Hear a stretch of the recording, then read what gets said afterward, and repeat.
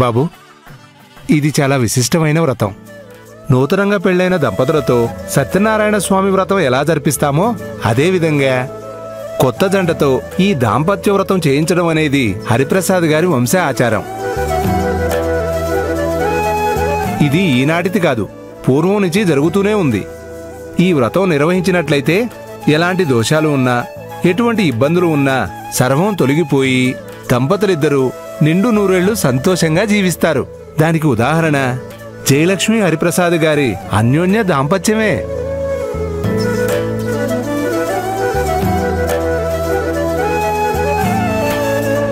వారి వివాహం జరిగిన తొలినాళ్లలో కూడా ఈ దాంపత్య వ్రతం చేయించడం జరిగింది. ఆనాటి నుండి ఈనాటి వరకు ఆ జంట ఎంత చక్కగా ఉన్నారో మీ అందరికీ తెలిసిందే. పోనీలేండి పంతులు గారు, మీరన్నట్టు వ్రతం పుణ్యమాని మా పిల్లలు సంతోషంగా ఉంటే అంతే చాలు. తప్పకుండా ఉంటారమ్మా. అయ్యా, వ్రతం ఆరంభించమంటారా? సరే, మొదలు పెట్టండి.